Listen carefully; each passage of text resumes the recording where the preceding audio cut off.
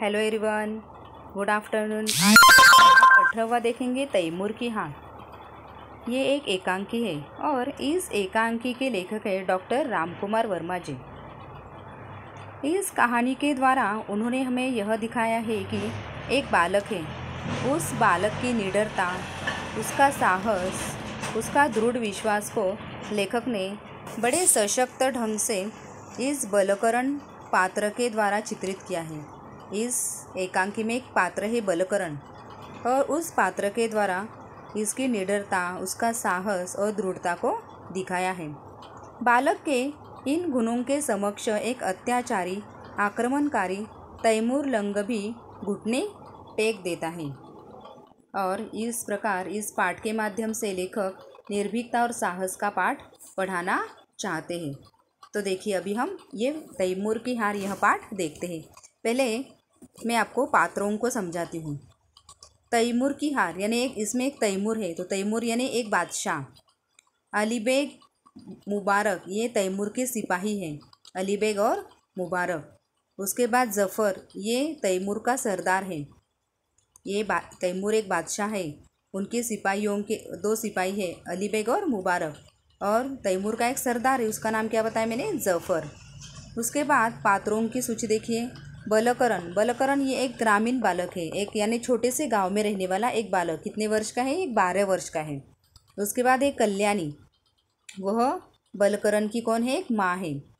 और एक ग्रामीण महिला, और बाकी के कुछ ग्रामीण है यानी गांव के रहने वाले लोग हैं।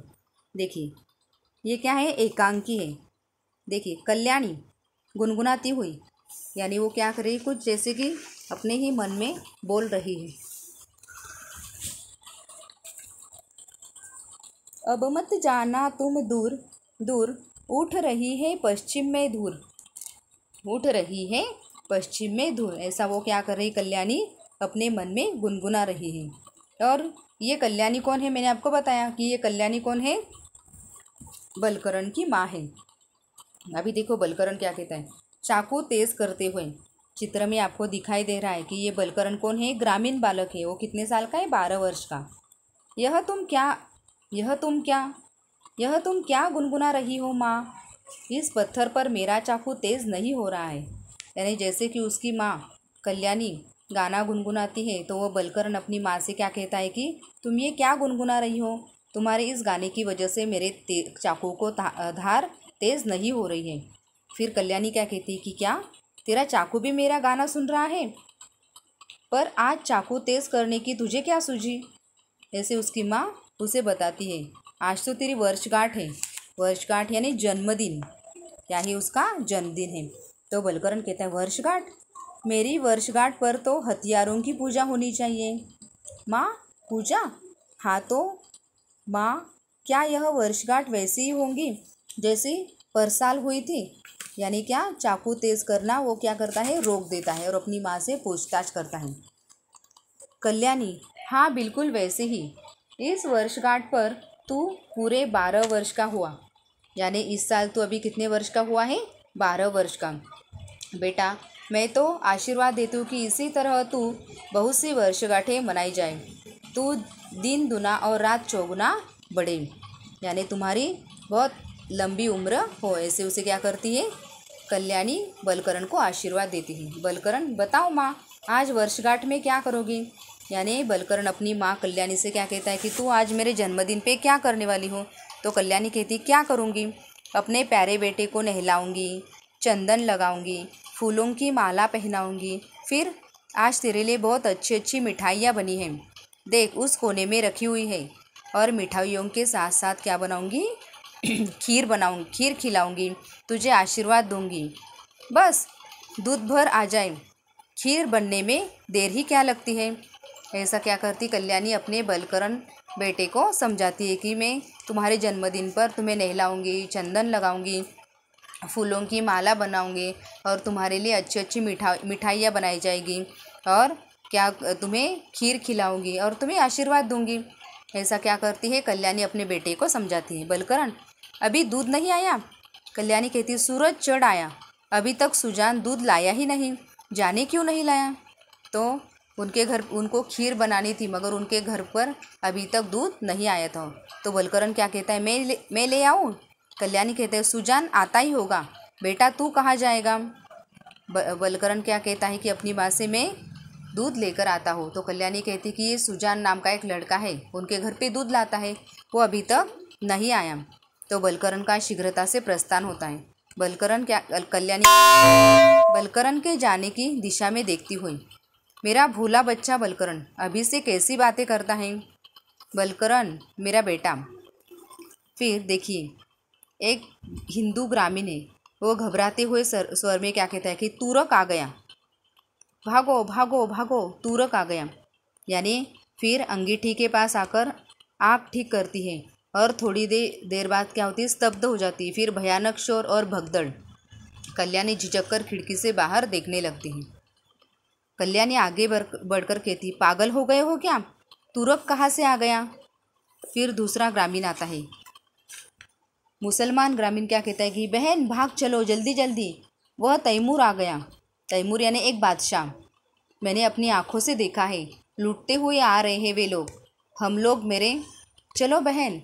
तो वो क्या करती, उनके गांव में कौन आया था, तैमूर यानी एक बादशाह था, वो सबको लूटते हुए जा रहा था। कल्याणी कहती अरे कैसा तैमूर, कहाँ का तैमूर। फिर मुसलमान ग्रामीण उस कल्याणी से क्या कहता है कि वह आया, तुम नहीं चलोगी, वह आया आया। फिर तीसरा हिंदू ग्रामीण क्या कहते, बहन कल्याणी सब कुछ छोड़कर जल्दी से भागो, तभी जान बचेगी, जंगल में छिप जाओ, नहीं तो घर के तलघर में ही चलो, चलो मेरे साथ, समय नहीं है। यानी उनके गांव में जैसे कि क्या हो रहा था, जैसे कि हमला होने वाला था और कोई जो तैमूर है उनके गांव पर हमला करने वाला था, इसलिए सब लोग क्या करते हैं, उसकी जान बचाने के लिए कहते हैं कि तुम क्या करो, घर के तलघर में ही चलो, नहीं तो हमारे साथ चलो। कल्याणी कहती बलकरण यानी मेरा बेटा, मेरा बलकरण तो अभी नहीं आया, उसे छोड़कर मैं कहीं भी नहीं जाऊंगी। फिर तीसरा ग्रामीण क्या कहते हैं कि कहाँ गया बलकरण। कल्याणी कहता है कि वह दूध लेने गया है सुजान के घर। फिर तीसरा ग्रामीण क्या कहता है कि सुजान के घर, बहुत अच्छा है, तब उसका कुछ नहीं बिगड़ेगा, सुजान का घर खास रास्ते से हटकर दूर कोने में है, वह लोग सीधे रास्ते ही चले आ रहे हैं, तुम तलघर में छिप जाओ। ऐसा वो क्या करता है, तीसरा ग्रामीण कल्याणी को समझाता है। फिर जफर देखिए, जफर क्या करता है कि कोई नहीं है कमबख्त, सब भाग गए। यानी उसका जो सरदार है जफर, मैंने आपको पात्रों का परिचय कराया था, ये जफर कौन है, इस तैमूर का सरदार था। फिर वो क्या करता है, उसका सरदार इधर उधर देखता है और कहता है कि यहाँ पर कोई नहीं है, कमबख्त सब भाग गए हैं, ऐसा कहते हैं। फिर पहला क्या कहता है कि तख्त के नीचे भी कोई नहीं है। जफ़र मुबारक, इस वक्त आदमियों को कत्ल करने का हमारा उतना मकसद नहीं है जितना सोना चांदी लूटने का है। यानी इस घर में देखो कहीं कुछ है। यानी उस घर में जाकर वो क्या करता है, इधर उधर देखता है और उनको क्या करना था, किसी का कत्ल नहीं करना था, सिर्फ सोना चांदी को लूटने का उनका इरादा था। मुबारक, कहीं कुछ नहीं है सरदार, मामूली सी झोपड़ी है, इसमें सोना चांदी कहाँ होगा।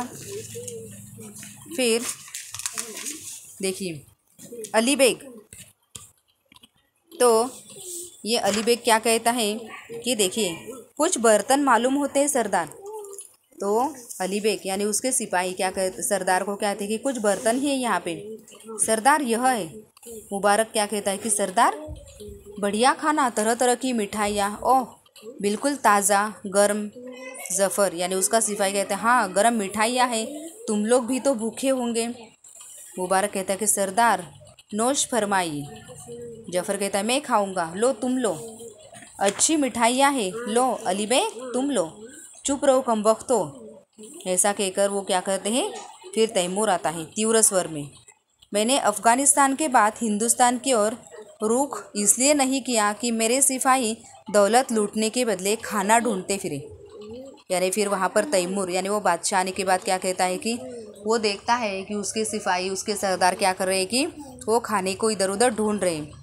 तो फिर वो उन सरदारों को बहुत ज़ोरों से क्या बोलता है कि मैंने अफ़गानिस्तान के बाद हिंदुस्तान के ओर रुख इसलिए नहीं किया कि मेरे जो सिपाही हैं वो दौलत और सोना चांदी लूटने के बजाय खाना ढूंढते फिरें। जाओ आज शाम तक अमरकोट पहुंचने का मेरा हुक्म पूरा करो, जाओ। फिर बलकरण आता है, माँ मैं यह दूध ले आया। फिर तैमूर कहता है, दूध? बलकरण, यह सब क्या है? ए तुम कौन? माँ माँ, मेरी माँ कहाँ है? इस तरह मेरे घर में घुस आने वाले तुम कौन हो? यानी उस तैमूर क्या करता है, या सॉरी बलकरण उस तैमूर को क्या कहता है कि मेरी माँ कहाँ है और इस तरह तुम मेरे घर में घुसने वाले तुम कौन हो? फिर तैमूर कहता है, खामोश।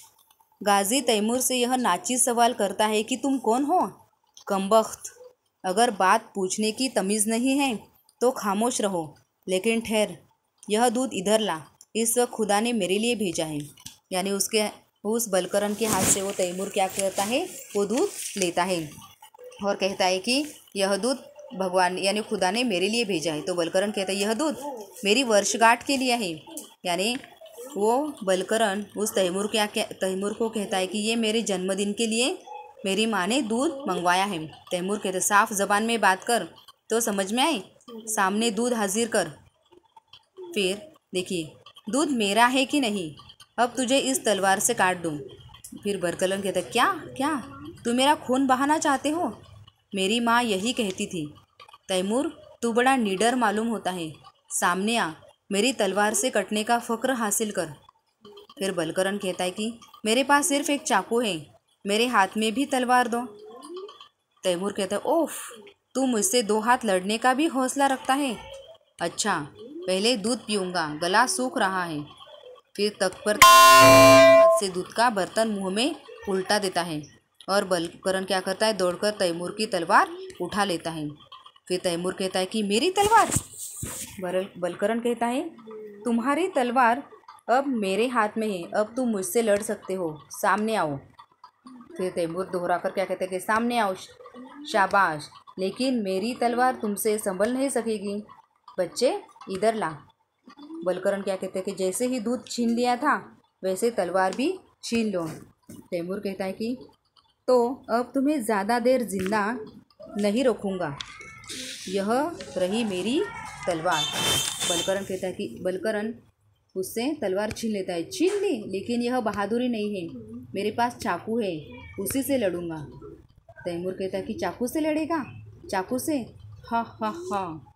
बलकरण कहता है, हाँ, थोड़ी देर पहले मैंने इसे तेज़ किया है, देखा यह कितना तेज़ है, मेरी उंगली से खून निकाल सकता है। तैमूर, शाबाश। तैमूर के दिल में रहम नहीं है, लेकिन तेरी बातें सुनकर मैं तेरी जान बख्शता हूँ। यानी तू कि कैसा है, बहुत ही बहादुर है, इतना छोटा होने के बाद भी कैसा है, बहादुर है, और तेरी एक मुराद भी मैं पूरी कर सकता हूँ। तो बलकरण कहता है कि मुझे कुछ नहीं चाहिए। तैमूर कहता है कि नहीं, तू मेरा छोटा सा बहादुर दोस्त है, चाकू वाला, और इस हैसियत से तेरा मुझ पर हक है, तू बहादुर शेर है। बलकरण कहता है कि तो मेरी माँ कहाँ है? तैमूर कहते हैं, मैं नहीं जानता, पर मेरे सिपाहियों ने तेरी माँ का कत्ल नहीं किया होगा, क्योंकि उनकी तलवारों पर खून का एक भी धब्बा नहीं था। बलकरण कहता है कि आप मेरी मुराद पूरी करेंगे, तो फिर आपसे मैं यही चाहता हूँ कि आप हमारे गांव से बाहर चले जाएं। तैमूर कहता है कि मंजूर है, मैं दूसरे गांव जाऊंगा और अपने छोटे बहादुर दोस्त की मुराद पूरी करूंगा। तैमूर कैसा है, खूंखार है, लेकिन बहादुरी को क्या करता है, सलाम करता है। बहादुर बच्चे को तैमूर का सलाम। फिर कल्याणी के वहाँ पर आती है और शीघ्रता से कल्याणी वहाँ पर आने के बाद वह शीघ्रता से बलकरण को हृदय से लगा लेती है। कल्याणी कहते, बेटा बेटा बलकरण। वो सिसकने लगती है। बलकरण, ए माँ, तू रोती क्यों है, तू कहाँ थी? कल्याणी कहते, बेटा तैमूर के सिपाही आए थे और उनसे बचाने के लिए ठाकुर बाबा मुझे तलघर में खींचकर ले गए थे। तुझे तो कुछ नहीं हुआ ना बेटा, कहीं चोट तो नहीं आई? देखो, ओह यह खून। फिर बलकरण कहता कि उसने नहीं निकाला, मैंने ही उंगली चीरकर गिराया है। कल्याणी कहती कि तेरी उंगली से खून तो अभी तक निकल रहा है बेटा। बलकरण कहते, नहीं माँ, मैं तो लड़ना चाहता था, पर वह मीठी मीठी बातें करने लगा, इस तरह चलता था। फिर तैमूर खूंखार है, लेकिन बहादुरी को क्या करता है, सलाम करता है। बहादुर बच्चे तैमूर का सलाम। कल्याणी के आश्चर्य और प्रसन्नता से उसकी तरफ देखती है। वाह, तू तो बिल्कुल तैमूर ही बन गया। बलकरण कहता है, मैं लंगड़ा नहीं बनना चाहता माँ। कल्याणी कहती, हाँ, लंगड़ा कभी न बने, तू सब तरह से फूले फूले, तेरी उम्र दिन दूनी और रात चौगनी हो। भगवान को हजार हजार धन्यवाद है कि उसने मेरे बच्चे की तैमूर से रक्षा की। फिर बलकरण क्या करता है, यह सब तेरा आशीर्वाद है माँ, ऐसे अपनी माँ से कहता है। कल्याणी कहते कि हाँ बेटा, आज तेरी क्या है, वर्षगांठ है ना, यानी जिसका जन्मदिन था। तुर्क के सिपाही ने सारा घर तोड़फोड़ डाला। तेरे लिए मैंने कितनी अच्छी मिठाइयाँ बनाई थी, सब नष्ट हो गई। अब तेरी वर्षगांठ कैसे मनाऊं? बलकरण कहता है कि अपना आशीर्वाद भर दे दे माँ। और कल्याणी, और क्या? बलकरण कहता है, और तू चंदन लगाने के लिए कहती थी ना, मेरी उंगली से खून का रक्त चंदन बना ले। कल्याणी कहती कि धन्य मेरे लाल, और उसे अपने हृदय से लगा लेती है और ऐसे उसे आशीर्वाद देती कि घर घर में ऐसे लाल पैदा हुए। यानी इतना छोटा बच्चा होने के बाद भी वो कैसा था, बहुत ही बहादुर था, और इस वजह से उसके गांव से वो तैमूर अपने सिपाहियों के लेकर अपने दूसरे गांव चला जाता है। Thank you very much. ये पाठ अच्छे से समझकर ये जो शब्दों के अर्थ है वो अपनी नोटबुक में लिख लीजिए। Thank you very much.